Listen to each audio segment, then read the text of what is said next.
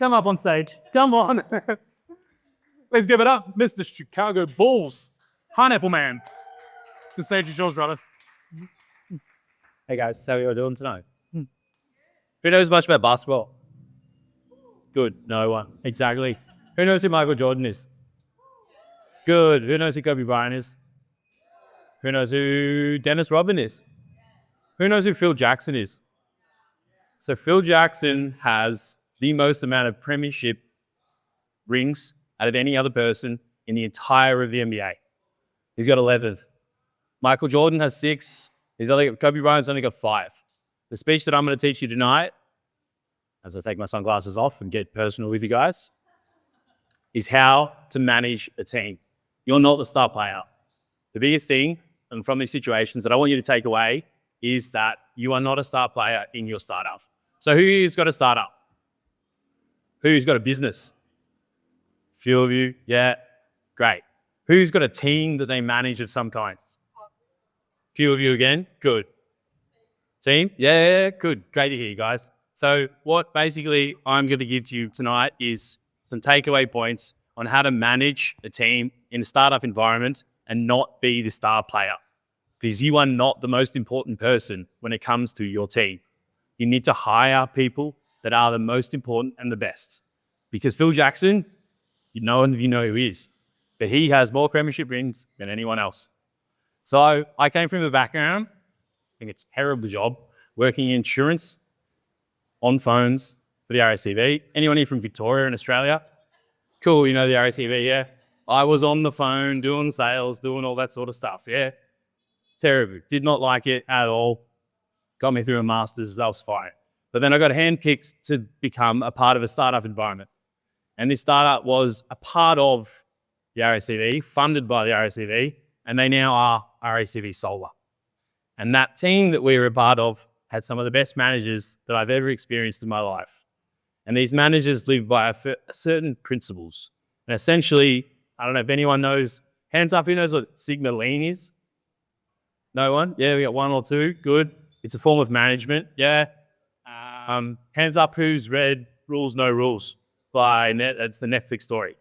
Cool, again, another amazing book on being a manager in a startup environment. So the takeaway from that experience that I had working was that these managers gave you autonomy. They basically said, this is what your role is, but we're a team of about 4 people, 5 people, whatever it was, and what can you do? What can you bring? Tell us what you can do. So I went to my boss in numerous situations and I said to him, hey, I see you're struggling in this area. Can I take that off your plate? Can I learn this thing? I went to him and said, hey, I want to learn this course because I see that you shouldn't do this. You're the boss, man. Like, you give me autonomy to do this sort of stuff and I'm doing stuff that I can do easily. It doesn't make me grow. I'm not doing any better. I want to grow. I want my team to grow. I want you to grow. And I want to do the best for the business in this situation. We as a startup want to grow. But again, it was corporate. It was corporate environment. We eventually ended up going to a team of about 10 to 15. And then beyond that, we ended up being sellouts. We bought this other massive company. And when that happened, I realized I was not happy in this environment. I didn't want to be a part of this corporate structure. Took a step back. COVID hit. I've been here in Bali for 5 years now. Anyone been in Bali for longer than 5 years? Cool. All right. That's great. It's an amazing place to live. Trust me on that one. It's an amazing place to live. But I then went on through COVID, through many different hurdles to try and find what was the thing for me. What worked for me. You know, I had a lot of strengths. I had a lot of skills. I had a lot of things I could bring, but where, how, and what. And then all of a sudden I had this opportunity. I was living in Egypt, a place called The Hub. I don't know if anyone's ever been there before, near the Sinai Peninsula.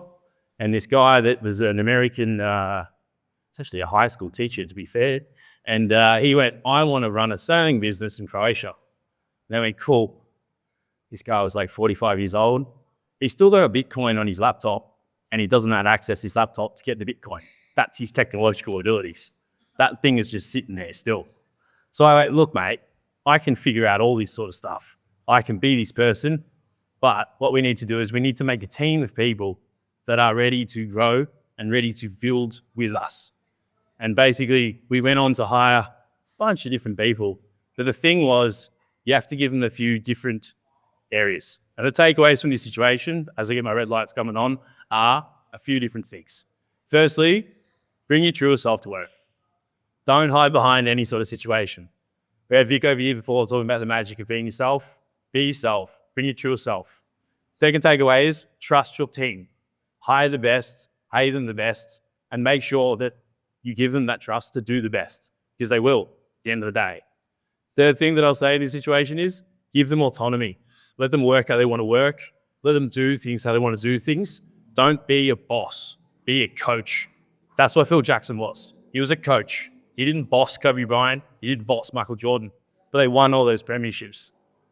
And then the third thing that I'm going to say in this situation is essentially, basically, that you need to, as a manager, not manage, not micromanage, not follow up on these sorts of things. You need to trust them. You need to give them the respect. You need to hire the best. You need to do all of these sorts of things in order for your business to succeed.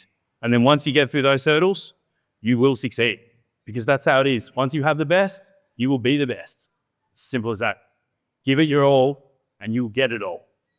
Thanks for having me, guys.